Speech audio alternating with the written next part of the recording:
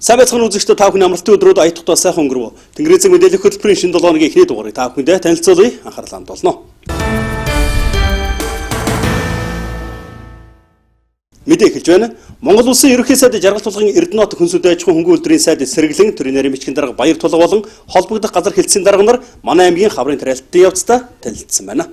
Ерөнхий сайд Эрдэнэт Дархуул аймгийн Хонгор сумын газар өгөөж компани хаврын тариалтын явцдаа танилцлаа. Тус компани нийтдээ 7300 га талбай эзэмшдэг бөгөөд энэ онд 4500 гад Улаанбаатар тариалахаар төлөвлөжээ. Одоогоор тариалтын явц 80 гаруй хувьтай байна гэж тус компани захирал Ариун бол ерөнхий сайдад танилцуулсан юм а. Тус компани 2012 оноос хойш техникийн шинжилэл бүрэн хийсэн Улаанбаатар тосны ургамал Гурвалжинбаатар зэрэг таримлуудыг сэлхэн тариалж байгаа юм а. Энэ уулзалтын үеэр хөндөгдсөн гол сэдв нь хөрс арчилгааны байла. Тариаланчид ариун ургац авахын тулд хөрсний үржил шимийг хамгаалах, сайжруулах, нөхөн сэргээхэн чухал гэж онцлог хэлсэн юм а. Тус компани эзэмшил талбайдаа мэргэжлийн шинжилгээ хийх дутагдж буй эрдэс байдлаар бордох, сэлхэн тариалт хийх зэрэг арга хэмжээ авч байгаа гэлээ.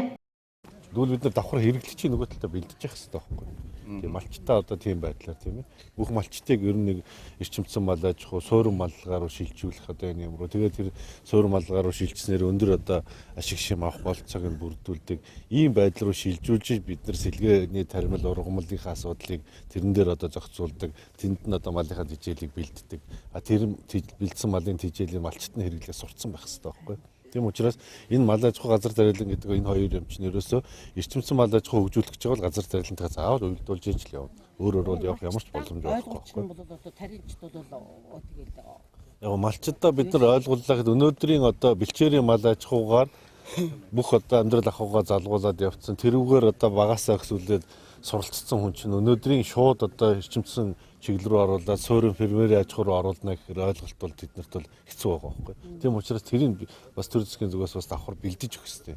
Тийм учраас бас манай аж ахуйн яамнаас одоо өөр одоо улс орнуудаас тэр өндөр ашиг шим өгдөг суурин малгайгаар өндөр ашиг шим өгдөг тэр үйлдвэрийн малыг одоо оруулж ирэх юм ажлыг зохион байгуулж байгаа байхгүй. Энэ хүрээндээ бол нэлээд хэдэн мал оруулж ирээд энэ малаа харин яаж маллах арга ухааны малчтаа зааж өгөхгүй. Манай малчтын арга ухаан бол бэлчээрийн мал. Тэгвэл суурин мал аж ахуйг маллах арга ухааныг бас давхар одоо малтайгаа цуг оруулж ирж зааж өгөөд ингээд энэ газар тариалан ингээд бүс нутагтаа мал аж ахуйг одоо эрчимцсэн байдлаар өсгөх хуржуулах нь болцоо. Дархуул аймаг энэ жил 16100 гад үр тариалахаар ингэж одоо төлөвлөсөн. Төлөвлөгөө өнөөдөр гүйцэтгэлээр 5 сарын 20-ны байдлаар 76.2% явж байна. Техникийн өнөөгийн байгаа нөхцөл байдал бөгөөд цагаагаар зэрэгээс шалтгаалаад үлдсэн одоо 13-аас 14 хоногт энэ жилийнхаа одоо төлөвлөгөө тариалалтаа бүрэн хийх боломжтой гэсэн ийм мэргэжлийн байгууллагын маань дүгнэлт гарсан. Ингээ бид нар бол үндсэндээ 6 сарын ихээр ихэд 100% тариа хүнсний ногоогоо тарина. Ер нь бол сүүлийн жилүүдэд энэ хөдөө аж ахуйн ургамал газар тариалангийн хүрээлэнгийн эрдэмтдийн гаргасан энэ үр тариа бордооноос бол яг манай дархан нутаг дээр одоо нутаг шуулж энд одоо боловсрогдсон учраас яг дарханы энэ аж ахуйн нэгж байгууллагууд сүүлийн жилүүдэд одоо ургац алдахгүй байх тийм ээ. Сүүлийн жил үнийгээ дагаад орон нутгийн төсвийн орлогыг бүрдүүлэх, ажлын байраа тогтмолжуулах за мөн одоо чадварчих тал дээрээ бол хөдөө аж ахуйн салбарын маань бол сүүлийн жилүүд эрчимтэй одоо нэмэгдэж байна. Боловсон хүчнүүд бас зарим болцоотой аж ахуйн нэгж байгууллагууд маань одоо өндөр хөгжилтэй орнуудад үнээ сургах зэргээр бол агц дэвшлүүд бол бүрэн дүүрэн гарч байна. За хөнс хөдөө аж ахуй хөнгөн үйлдвэрийн сайд энэ үеэр сэргэлэг хэлэхдээ хөрс арчилгааны чиглэлд Монгол улс бүгд найрамдах хятад ард улстай хамтран ажиллана. За энэ хүрээнд хөрс арчилгаа шинжилгээний хамтарсан лаборатори байгуулахаар тохирсон гэж хэллээ.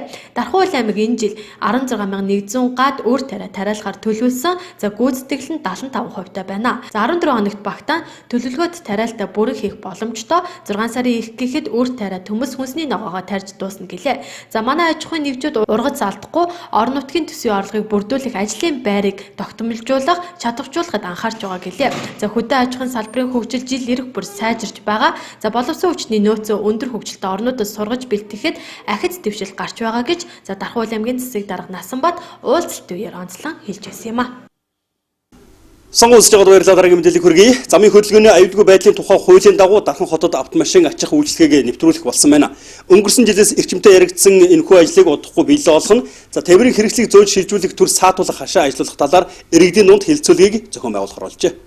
За өдрөөс өдөрт нэмэгдэж байгаа тээврийн хэрэгслийг зохицуулах, замын хөдөлгөөнд оролцуулах, цаашлаад зөвшөөрөгдгүй газруудад зогссон тээврийн хэрэгсэл болон жолоочид хариуцлага тооцох тухай өмнө нь яригдж байсан. Нийслэл хотын хэмжээнд хүрчгээгүй ч уулзуур гарц гэрлэн тохиолдсон уулзруудад түгжрэл баггүй үүсэх болсон. Түншлэн ачааллагтай автозам дээр автомашина орхин явах тохиолдлууд ихсэж байгаатай холбогдуулан төсөл хэлбэрээр тээврийн хэрэгсэл зөөл шилжүүлэх, төр саатуулах хашаа ажиллуулахаар болсон байна. Энэ тухай иргэдээ санал асуулга авахар нээлттэй хэлэлцүүлгийг зохион байгуулахар болсон байна.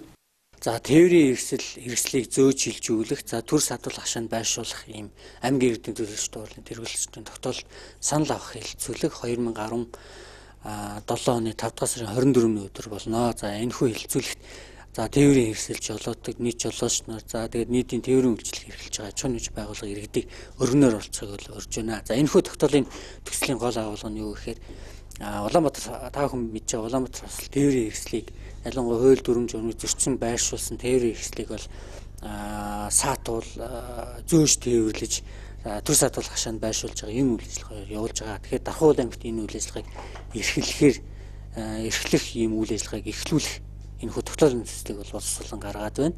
Тэгэхээр энэхүү тогтоолын төсөлд иргэд та бүхэн бас саналаа хэлээч. За энэхүү тогтоолын төсөлд тусгаж байгаа тогтоолын төсөл тусгагдсан одоогийн байдлаар бол Дархуул аймгийн за Дархан сумын 7 цэгт тээврийн хэрэгслийг зогсоосон төр байршуулсан тохиолдолд бол цагийн хязгаартайгаар за журамлах тээврийн хэрэгслийг зөөж байршуулах ийм асуудлыг тогтоож өгсөн байж байгаа. За дээр нь төлбөр хувь хэмжээг тогтоосон байгаа. За төлбөр хувь хэмжээг тогтоосон байгаа учраас иргэд аж ахуйн нэгж байгууллага бас тэр хувь хэмжээтэй танилцаад эргээд саналаас хэлнэ гэж бодож байна. Ингээд хилцүүлэхтэй өргөнөөр оролцохыг урьж байна. Төлбөр хувь хэмжээг бол тогтоосон байж байгаа. За тухайдбал тээврийн хэрэгслийг жишээлбэл одоо төр саатуулах хашаанд мотоциклийг байршуулсан тохиолдолд 3000 төгрөгөөр өдрийн 3000 төгрөгийн төлбөртэй байршуулах жишээтэй. За тээврийн хэрэгслийг ер нь бол 10 км замд дээдлэн 10 км зам зөөж шилжүүлэх ёстой. За үүн дээр бол 55000 төгрөгөөр зол нэг өдөр зөөж шилжүүлнэ гэсэн ийм хувь хэмжээг тогтоогод байгаа. За энэхүү ажлыг эхлүүлснээр замын хөдөлгөөний аюулгүй байдлыг хангах, аюулгүй байдал сүргээр нөлөөлж байгаа үйлдэлийг талсан зогсоох, хөдөлгөөнд оролцогчдын хэвийн аюулгүй зорчих нөхцөлийг бүрдүүлэх зорилгоор аймгийн нутаг дэвсгэрт хэрэгжүүлэхээр болсон байна. Тээврийн хэрэгслийг зөөж шилжүүлэх гудамж зам талбайн хамрах цагийг ч мөн тусгасан байна. За тодорхойлбол Дархан сумын 8 дугаар баг тээвэрчдийн тойргоос 6 дугаар багийн гэгээ дэлгүүр хүртэлх зам байнгын 5 дугаар багийн 18-ийн буудлаас өргөөгийн 4 замын уулзвар, 14 дугаар багийн хараагийн уулзвараас Дархан номингийн уулзвар хүртэлх, 11 дугаар баг олон улсын худалдааны төвийн баруун талын уулзвар, 14 дугаар багийн хараагийн уулзвараас аймгийн засаг даргын тамгын газрын уулзвар, ангаахын их сургуулийн уулзвар хүртэлх замуудад өглөөний 8 цагаас оройн 21 цаг хүртэл төр болон удаан хугацаагаар зогсохыг хориглосон байна. За энэ заагдсан цагуудад тогтоосон цагт зогссон тохиолдолд ачид тээвэрлэх үйлчилгээ хэрэгжинэ. Энэхүү тээврийн хэрэгслийг зөөж шилжүүлэх төр саатуулах хашаа ажиллуулах үйл ажиллагааг Монгол улсын замын хөдөлгөөний аюулгүй байдлын тухай хууль тогтоомжийн хүрээнд хувийн хвшлийн аж ахуйн нэгж байгууллагаар гүйцэтгүүлэх юм байна. Тээврийн хэрэгслийг зөөж тээвэрлэх төр саатуулах бүрэн тус тусдаа үнийн дүн тогтоосон гин. За хэлэлцүүлгээс иргэдээс гарсан саналгын мөн тусган ажиллах харуулжээ. За Дархан сумын сум хөгжүүлэх сангийн хөнгөлөлтөд зээлд хамрагдахаар нийт 83 иргэн хуулийн этгээд төсөл ирүүлсэн. Сум хөгжүүлэх сангийн журамд заасан нөхцөл шаардлагыг бүрэн хангасан 12 аж ахуйн нэгж 19 иргэнд 303.5 сая төгрөгийг олгохоор баталж өнөөдөр Дархан сумын секретар зээлийн гэрээгээ байгуулсан байна. За зээлийн гэрээг байгуулахад иргэд нотротын үйлчлэгийг авах гэж явдал чирэгдэл болдог байсан бол энэ удаа уг үйлчлэгийг Дархан сумын засаг даргын тамгын газарт төр ажиллуулснаар иргэдийн цаг зав унааны зардлыг хэмнэж төрийн үйлчлэгийг түргэн шуурхай авах нөхцөлийг бүрдүүлэн ажиллаж байна. Сум хөгжүүлэх сангаас иргэнд 8, аж ахуйн нэгжид 15 хүртэлх сая төгрөгийн хөнгөлөлттэй зээлийг жилийн 3% хүүтэй 3 жилийн хугацаатай олгосон юм. 11-аас 16 оны хооронд бол 2.2 тэрбум төгрөгийг нийт 330 төсөлд одоо олгосон. За 330 төслөөс 180 хэрэгжиж дууссан, 150 нь одоо хэрэгжиж байгаа ийм төсөл хөтөлбөр байгаа. За энэ жилийн тухайд бол хэд хэдэн өөрчлөлт орсон. Тухайлбал одоо өнгөрсөн цаг хугацааны нийт одоо 330 төслийг харахад бол дийлэнх хүн оюмн шилжмэл үйлдвэрлэл, за газар тариалан зарцуулагдсан байсан. Тэгэхээр бид нар бол энэ байдлыг халж иргэдийн хурлаас шийдвэр гаргасан. Энэ шийдвэр нь бол гэр ороолын аслагдсан гэр ороолын ахуй шилжлэгийн үйлчлэгээ, за мөн одоо шинэ техник технологиг нэвтрүүлэх ийм үйлчлэгэнд гол төлөв анхаарал хандуулъя гэдэг дээр чиглэсэн. Энэ утгаараа бол өнөөдрийн энэ батлагдсан 31 төслийн тодорхой хувийг бол гэр хороол, ялангуяа энэ 15 дугаар баг ширээ нурх хороолд бол ахуй шилжлэгийн үйлчлэгээ явуулж байгаа аж ахуйн нэгж байгууллагын төсөл одоо батлагдсанараа их онцлогоо гэж одоо хэлж болно. Тэгээд иргэд маань бол зээлээ цаг хугацаанд нь төлөөд буцаад одоо энэ сан бүрдэх юм бол бид нар дараагийн иргэдэд нь бол зээлийг олох боломж нь бүрднэ гэдгийг ойлгох хэрэгтэй. За өнөөдрийн шалгарсан төслүүд бол 23 оны бүрэлдэхүүнтэй байгуулагдсан ажлын хэсгээр нэг бүрчлэн төсөл болгонтой танилцагдаж, за тэгээд энэ газар дээр нь хурал хийж өнөөдрийн нэгдсэн шийдвэр гарч байгаа. Тэгэхээр ямар нэгэн төсөл сонгон шалгуулалттай холбоотой бол өнөөдрийн хувьд бол одоо гомд санал ирсэн юм бай алга.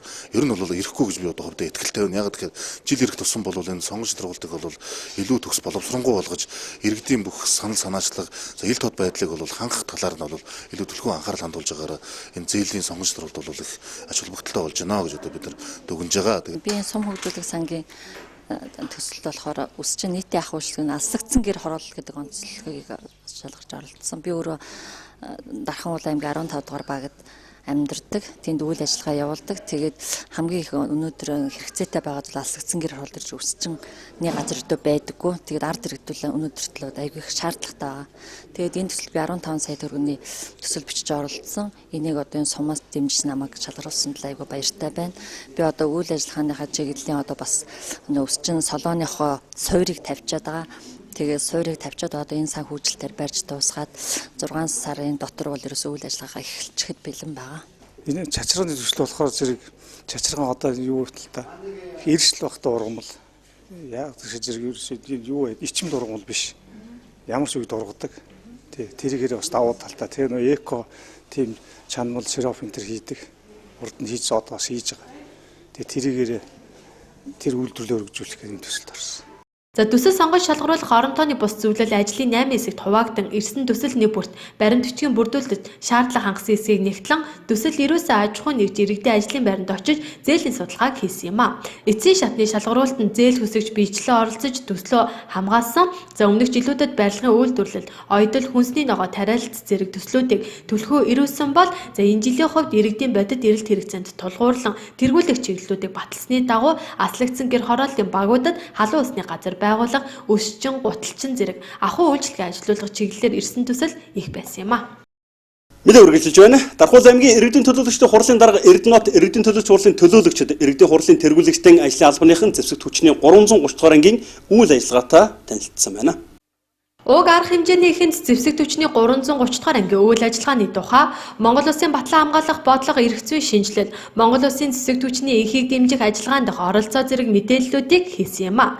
Тус байгууллага нь аймгийн нийгмийн эдийн засаг тодорхой хэмжээний хувь нэмэр оруулдаг бөгөөд за тухайлбал Дархуул аймгийн 550 иргэнийг ажлын байраар хангаснаар тэдгээрээ арга гэрийн 1500 гаруй хүний нийгмийн асуудлыг шийдвэрлэдэг гэсэн үг юм а. Мөн нийгмийн даатгалын санд нэг жилдээ 33 тэрбум, за доторд 32 тэрбум гаруй төгрөгийн шимтгэл төлдөг ба байгууллагын өдөр тутмын үйл ажиллагаанд шаарддаг бараматериал, шатхуун зэргийг орон нутгийн бизнес эрхлэгчдээс худалдаа авах зэргээр хамтран ажилладаг юм а. За түүнчлэн бүх нийтээр мод тарих, хүмүүнлэх аянд нэгдэх, сумдад өвс тусламжийн бараа бүтээгдэхүүн хүргэх зэрэг нийтийг хамарсан арга хэмжээнд албан хаагчтай дайчлан тогтмол оролцож мөн оюутан зэрэг хөтөлбөрийн практик сургалтыг явуулдаг бөгөөд цаашид ч мөн хамтран ажиллах болно хэмээн зэвсэг түвшний 330 дугаар ангийн захирагч Хурандаа Баатар ярьсан юм а.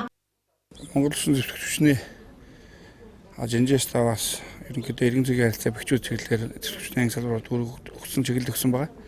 За энэ ажлын хүрээнд Монгол Улсын зэвсэг түвшний 330 дугаар ангийн бүрэлдэхүүн маань одоо Дархан уулын иргэдийн төлөөлөгч нартай ангийнхаа үйл ажиллагаа, за мөн батлан хамгаалахын багц зуулууд шинжилсэн гарсан батлан хамгаалах багц зуулууд, за зэвсэг түвшний зэргийн албан шинжилгээ сахилгын суралцааны талаар, за мөн ангийнхаа зэвсэг техникийн талаар иргэдийн хурлын төлөөлөгчдөд танилцуулж байна. Энэгээрээ одоо бас иргэдийн хурлын төлөөлөгчдөд амжуулах Дархан аймгийн иргэдэд энэ ангид ямар үйл ажиллагаа явуулдгийг бас цуцлж байгаа. Дархан аймагт одоо оруулж байгаа бас нэг хувь нэмэр гэдэг юм бол одоо ажлын нэг маань бол энэ иргэн зүйн харилцаа бөхжүүлэх ажлын хүрээнд ерөнхий боловсролын сургуулийн сурагчдын дунд эх орон хүмүүс олох сэдвээр одоо нэлээд сургалтууд, судалгааны ажлуудыг зохион байгуулж байна.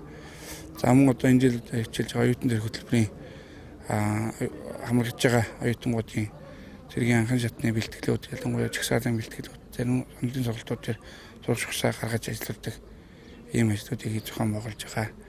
За мөн Монгол Улсын ерөнхийлөгчөөс батлан хамгаалахын багцуулын төсөл бусад хуулийн төслүүдийг 2016 оны 2 дугаар сарын 5-ны өдөр Монгол Улсын их хурлд өргөн мэдүүлсэн бөгөөд Улсын их хурл 2016 оны 9 дугаар сарын 1-ний өдрийн чуулганы нэгдсэн хуралдаанаар хилцэн баталсан байна. За уг хуулийн дагуу цэцэг түвшний чигүүрэг бүтэц шинээр тодорхойлогдож, цэцэг түвшний удирдлагын эрх үүргийн зааг ялгааг наривчлан тогтоогдож, төрлийн цэргийн командлын эрх зүйн үндэс бий болж, мэрэгжлийн цэрэгт суурилсан чадварлаг цэцэг түвшнийг бүрдүүлж, бэхжүүлэх зохицуулалт боловсронгуй басан ач холбогдолтой хэмээн дид хурандаа Буянбат мэдээлсэн юм а. Цэцэг түвшний нот хурлын тусгай батальон 330 дугаар анги дээр бид нар хүрэлцэн ирээд байна. За өнөөдөр бол бид нар энд нэг өдрийн арга хэмжээ байна. Нэгдүгээр нь бид нар ямар ч өдөөс өмнө бол танхимын сургалт энэ дээр батлан хамгаалахын багц хуулиуд саяхан батлан хамгаалахын багц хууль өөрчлөж 4 хувьд нэгдэж нэг багц хууль болсон байгаа. Тэр өнөө хуулиудын одоо өөрчлөлтийн талаар танилцуулгыг Занжир штабаас одоо хүмүүс ирж бас бид нар бас сургалтыг орж байна. Мөн одоо 330 дугаар ангийн анги байдалтай танилцлаа. Үүнээс гадна бид нар инхийг сахиулах хүчний онцлог одоо ойрын инхийг сахиулах хүчний арга хэмжээний талаар бид нар одоо ингээд сургалтыг бас ингээд үндсэндээ 3 чиглэлийн сургалт явагдаж байна. Ингээд энэ дараа бол бид нар хээрийн одоо цэргийн байдалтай танилцсан энэ галын бэлтгэл мөн техник хэрэгслийн хангалт бэлтгэлийн ажилтай танилцж бас тодорхой хэмжээний буудлага мөн жолоодлагын одоо дадлагын ажлуудыг энэ дээр хийгдсэн өнөөдөр 330 дугаар хангалттай танилцсан ажил өндөрлөнө. Тэгээ энд бол мэдээж хэрэг одоо байлдааны цэргийн үндсэн одоо мэргэжлийн үйл ажиллагаа явагддаг ийм байгууллага байж байгаа. Тэгээ тэр үндсэн үйл ажиллагаатай танилцахаас гадна цэрэг эрс одоо энд ажиллаж байгаа хүмүүс маань өөрсдөө иргэн гэдэг талаасаа бас харж одоо энэ иргэдэд чухам одоо ямар асуудал тулгамдаад байдгийг энэ хүмүүст одоо ямар сургалтын орчин одоо ямар одоо нийгмийн асуудал юу тулгамдаад байдгийг бэ гэдгийг илүү харж бас анхаарал хандуулж сонсож явахыг хичээлээ. Тэгээд ер нь бол бас ангийн дарга ангийн одоо удирдах албаны улсуудаас бол бас энэ чиглэлээр цэрэг эрсийнхаа болон цэргийн ангийнхаа одоо залуучуудын одоо нийгмийн асуудлын талаар бас янз бүрийн санал санаачлагыг бол манай иргэдийн хурлын дарга төлөөлөгчдөд бол тавьж байна. Тэгээ бид бол цаашдаа энэ чиглэлдээ илүү бас анхаарч иргэн талаас нь харж ажиллана гэдгээл бол одоо ойлгож өнөөдөр энд ангид ажиллаж байна. За аймгийн иргэд хурлаас өнөөдөр зохион байгуулж байгаа энэ үйл ажиллагаа маань нэгдүгürt Монгол Улсын батлан хамгаалах тэр дундаа энэ зэвсэг түвшний үйл ажиллагаатай өнөөдөр танилцж байна. Энэ маань нэг талдаа бас зэвсэг хүчнийхээ хүчин чадал үйл ажиллагааны чиглэл энэ бүхэнтэй бас танилцаж бид өнөөдөр яг 330 дугаар анги дээр бичлэн явж байна. Ер нь цаашид бас энэ зэвсэг түвшний анги нэгтгэл тэр дундаа орон нутагт байгаа энэ армийн албаагчдын нийгмийн асуудал тэр дундаа бас үйл ажиллагаа явуулах боломж нөхцөл нь орон нутгаас дэмжих шаардлагатай гэдэг ийм үндсэнтэй бас ийм санал тавьж байна. Энэ дээр нь бид бас аймгийн иргэдийн хурлын төлөөлөгчийн хувьд бас саналаа цаашид хамтран ажиллах чиглэл дээр нэлээд гарц гаргахаар ажиллана. За мөн энэ үеэр аймгийн иргэдийн төлөөлөгчдийн хурлын төлөөлөгчид ажлын албаных нь цэцэг түвшний 330 дугаар ангийн танхимын сургалтын орчин, номын сан, за зэвсэглэл техникийг танилцуулж, хээрийн сургалт дадлахын үйл ажиллагааг газар дээр нь үзэж сонирхуулсан юм а. За боловсролын яамны түшиц 18 дугаар цэцэрлэг нээлттэй өдрөлгийг өнөөдөр зохион байгуулжээ. Багийнхан ахмадын төлөөлөл болон эцгийнхээ зөвлөлийн бүрэлдэхүүнийг хамруулан эко орчин бүрдүүлэх ажлыг нэмэгдүүлж, ахмадын төгөл байгуулахын зэрэгцээ жимс жимсгний 50 гаруй төрлийн модыг тарьсан байна. За 18 дугаар цэцэрлэг нээлттэй хаалганы өдрөлгийг тохиолдуулан эцэг эхчүүд болон 10 дугаар үеийн ахмадуудтай хамтран ахмадын төгөл хайрын төглийг байгуулж жимс жимсгний 30 мод, бусад төрлийн 250 гаруй мод болон хүүхдэд өгөх амин нэмэр баялаг 50 гаруй жимсний мод тарьж эко цэцэрлэг өргөмжлөөр өнөөдөр шагнууллаа. За тус мод тарих арга хэмжээгээ аймгийн байгуулагчтай газартай хамтран зохион байгуулсан байна.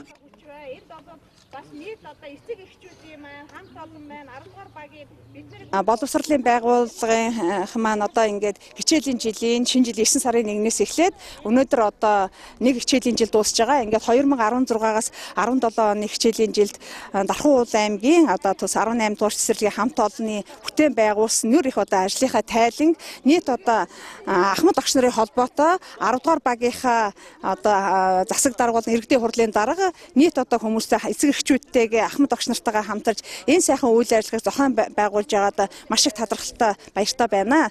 Тэгээд өнөөдөр бол бид нар 200 гаруй одоо цэцгийн одоо ийм мандлыг ахмад огш нарын одоо төглөө ахмадуудынхаа 10 дугаар багийнхаа ахмадуудтайгаа хамтраад энэ сайхан төглийг одоо байгуулж байгаадаа маш их баяртай байна. Энд бол маш олон одоо хүмүүсүүдийн хайр шингэсэн ийм сайхан үйл ажиллагаа болж байна. Ингээд өнөөдрийн энэ сайхан нарт ихширсэн ийм сайхан үедээ тэнгэртээ одоо ивэгдэж газартаа одоо яасан ийм сайхан үйл ажиллагааг бид газраа ивэсэн тийм ээ цэцэг ногоо ургуулж тарьсан ийм сайхан үйл ажиллагаа хийж байгаад бахархалтай байна. Ингээд нийт Дархан уулын аймгийнхаа одоо нийт одоо ард түмэндээ хамгийн сайн сайхан бүхнийг хүсэн өрөөё. За 10 дугаар багийнхаа нийт иргэд болон цэцэрлэгийн насны хүүхдүүдтэй эцэг эхчүүд багш нарт зориулан бага насны хүүхдийн хөгжлийг дэмжих дасгал тоглоом номыг 18 дугаар цэцэрлэгийн хамт олон гаргасан байна. Ингэснээр эко орчин бүрдүүлэх мод жимс хэрхэн тарих, гарын дорох материал ашиглан юу хийж болох гэх мэт эко орчин бүрдүүлэх бүхэл аргачлалыг бичсэн бөгөөд энэ номыг бүх насныхан хэрэглэх боломжтой гэлээ.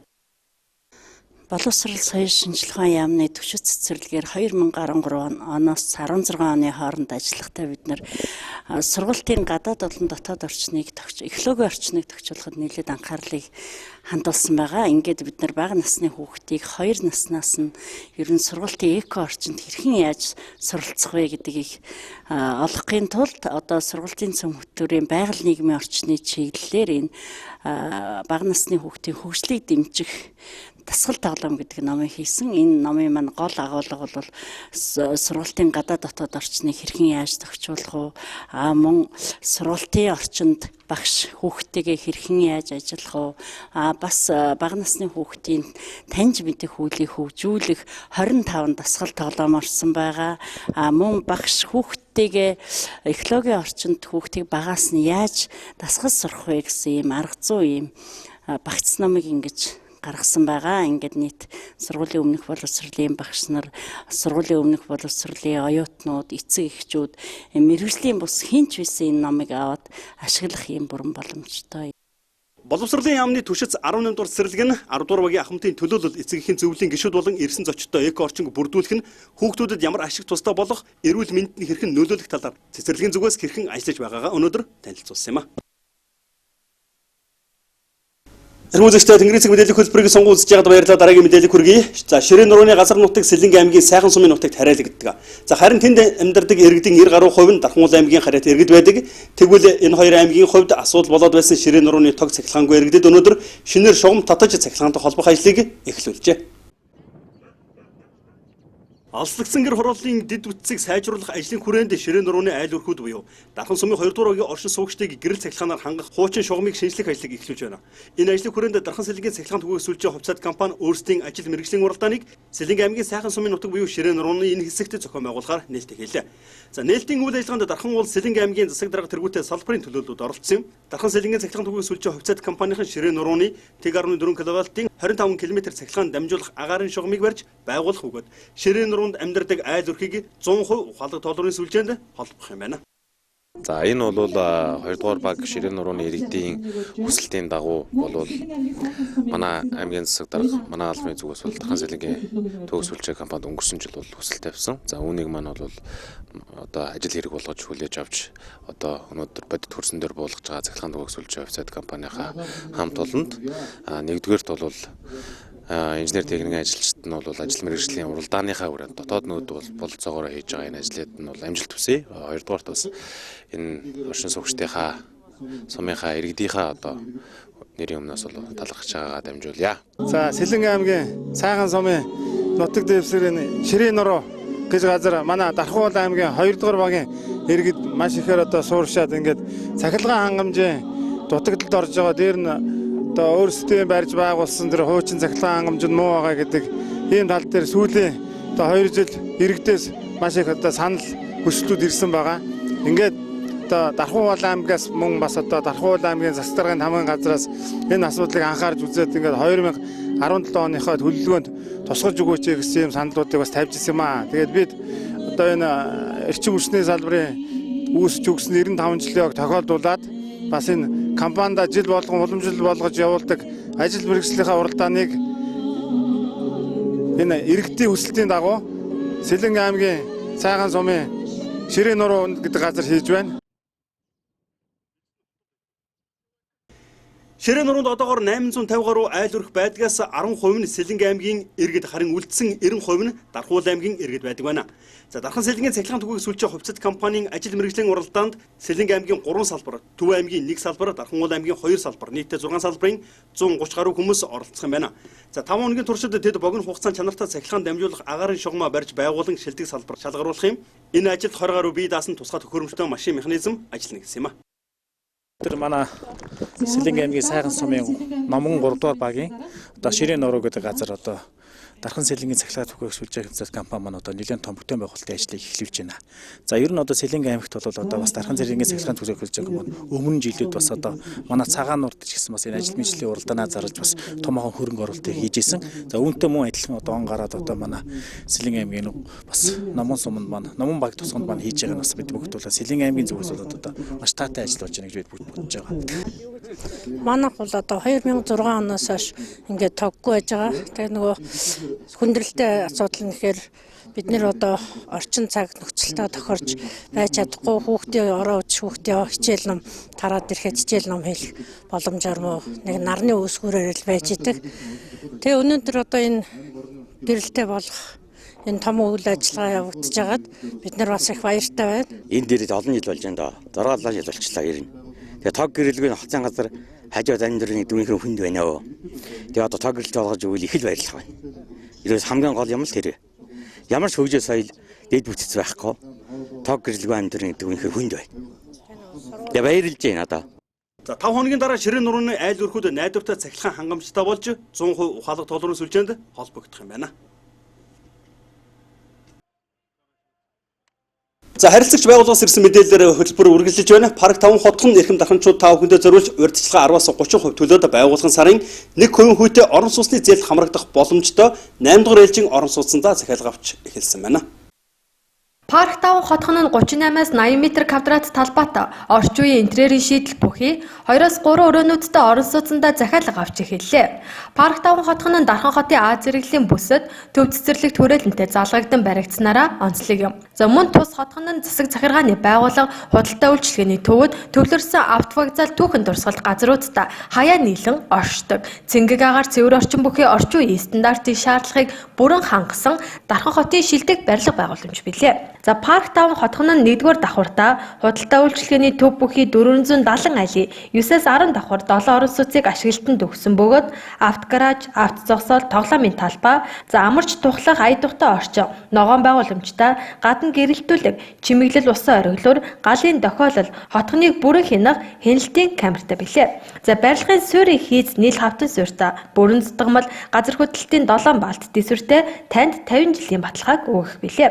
За сантехникийн крант холбох хэрэгслүүд Европын стандарттай Турк улсын ялцсан бойлор бүхий халаалтын системтэй за цаашлаад хотгоны захилгаан хангамжийг өөрсдийн дэд станцаар зохицуулдаг юм а.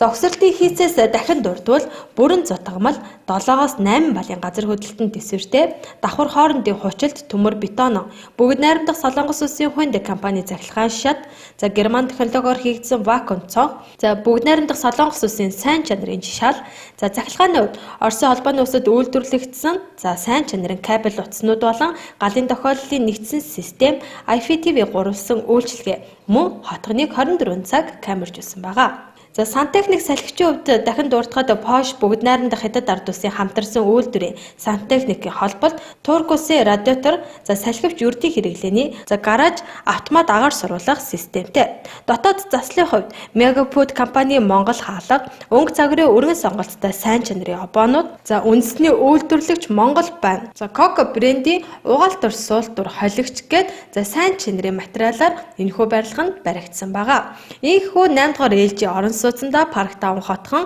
захиалга авч эхэллээ. Дэлгэрэнгүй мэдээллийг 99 37 34 74 88 37 88 44 91 51 тэг1. Эрхэм үзэгчдээ одоо та бүхэнд орчуулагч давуу сүрэнгийн бэлтгэн хүргэдэг гадаад мэдээ хүргэе. Анхаарлаа хандуулно.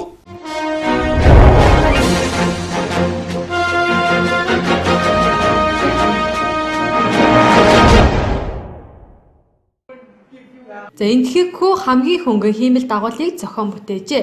Дэлхий дээрх хамгийн хөнгөн жинтэй хиймэл дагуулыг энэтхэгийн нэгэнхүү зохион бүтээсэн бөгөөд эх 6 дугаар сард Америкийн нэгдсэн улсын агаарын нислэг сансрын удмыг шинжилэн судлах үндэсний төв буюу NASA тойрог замд оруулах гэж байна. За Report Sharuk гэдэг хүүгийн бүтээсэн 64 грамм жинтэй төхөөрөмж NASA-гийн ивент итгэсэн нэгэн тэмцээнд тэргуун байрыг эзэлсэн байна.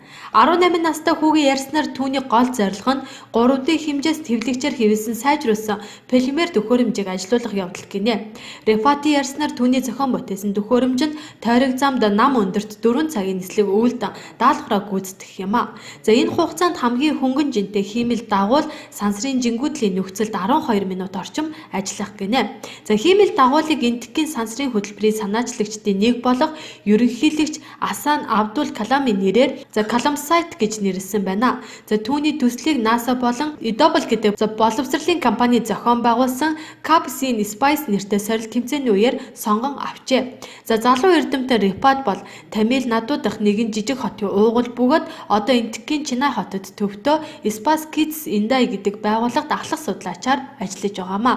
Calamsite бол түүний анхны бүтээл биш юм. За тэрээр 15 настайдаа залуу зохион бүтээгчдийн улсын уралдаанд оролцож за гелийн цагуурын бөмбөлөг хийж байсан түүхтэй билээ.